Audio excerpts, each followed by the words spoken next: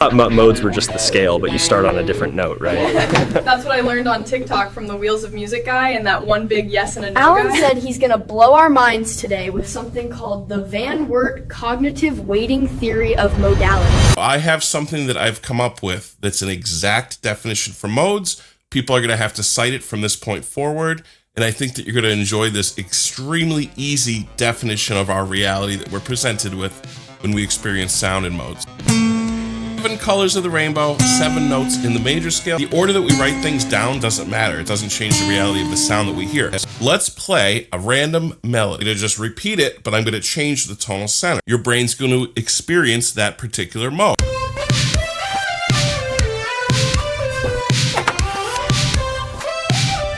Here's aeolian.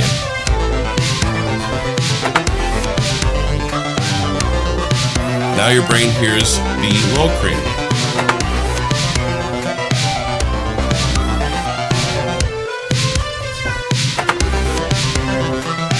There's C Ionian. That's what people call the major scale sound, but it's really just the Ionian mode.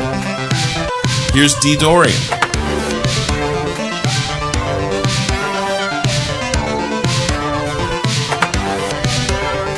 You're going to hear E Phrygian.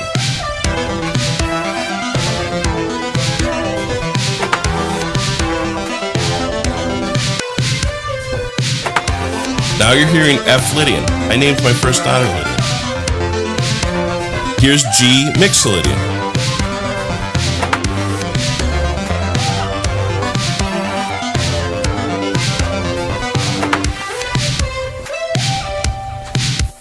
So now let's take a look at how this actually works. Your brain loves to take shortcuts, and your brain has evolved for survival. So what it does is it renders down all of the sound that it's hearing down into one fundamental and most important note. Whatever that most important note is going to be called the tonal center. It's going to cause your brain to filter all of the rest of the sound that it hears based on that note's position within all the other sounds. Page 198, the tonal center chapter from the Science of Music. This is something that I invented. I didn't know I was the first person to do this. I assumed I wasn't. However, I've been doing some research, and as far back as we could find, there's been no evidence of this exact, proper, accurate definition of our reality, which is neat, because now I feel a little bit like a scientist. So if your brain's only presented with a melody, it's going to try to draw conclusions to figure out what it's hearing, and it's going to decide what's the most important sounding note. That's the first note that you hear. It's also the note I hit the most often, and it's the note on what you think is the strong beat. However, if I change where the strong beat is with the rhythm, it's going to offset how important that note is in the context of the music. Furthermore, if I put a bass note, it's going to be deemed as a little bit more important, especially if I put that bass note on the strong beat. Drummers don't realize this, but they actually have control over the mode in this particular way. Watch how this works. I'm going to play back the melody. The drum beat, see where the rhythm actually is. Let's bring all the rest of it in. See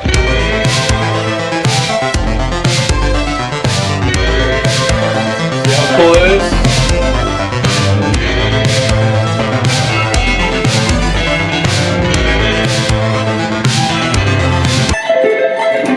The mode is the tonal center's position within the scale.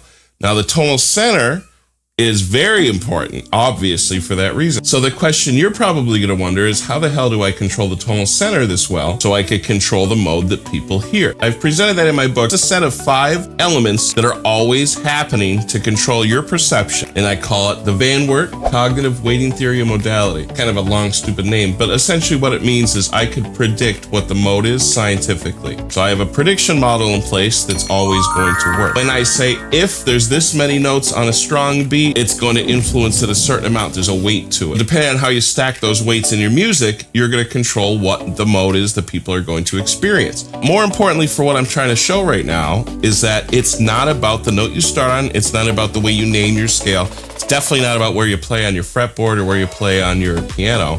that doesn't change anything about the mode. The mode 100% only is where the tonal center is within the music that you're hearing, within the scale set you're hearing. Somebody, for instance, came to me and said, Alan, I need you to write a song for our groceries, a particular feel, theme song or something. My brain immediately starts thinking what mode is the thing that they want it to sound like. Got it. Boom, can compose the song within minutes. To me, that's a lot more valuable than mysticism about modes and saying, well, maybe you could think of it this way, or everybody's right. We're not all right. There's one scientific exact fact that's always at play. Your brain is always constantly picking one of the sounds that it's hearing as the tonal center. We can control what the brain will notice as the tonal center by using my predictive model called the Van Wert Cognitive Weighted Theory of Modality. The model is contained within the tonal center chapter of my #1 best-selling music theory book, The Science of Music. The weights that influence our brain into hearing a note as a tonal center are 1. The looping position, what the brain automatically notices as the first beat of a looping pattern of sound. 2. How often it happens on a strong beat of the rhythm. It inherits the strength of the beat it occupies, kind of like a multiplier. See the rhythm and melody chapters in my book for details. 3. How often it happens generally. The more it happens, the more important it is to our brain. 4. How low the fundamental of the sound wave is. So which overtones place in our acute range of hearing. 5. Historical conditioning. Learning to expect a certain tonal center eventually after a specific cadence. This is my elegant definition of what a mode is, and subsequently what influences our brain to notice any particular note is more important than the others it is hearing as the tonal center. Read my book, The Science of Music. It contains all this information and a lot more. It's a #1 bestseller for music theory and for music reference. It's been endorsed by a bunch of people with Grammys and Platinum albums. We're going to explore more cool stuff, so make sure you follow me right here. Don't forget to comment something interesting about music theory to make sure other people find this video so they can learn too. I want to put an end to bad teaching. There's no cockiness, there's no ego, just facts. And I hope you're having a good time learning with me. Thanks for watching.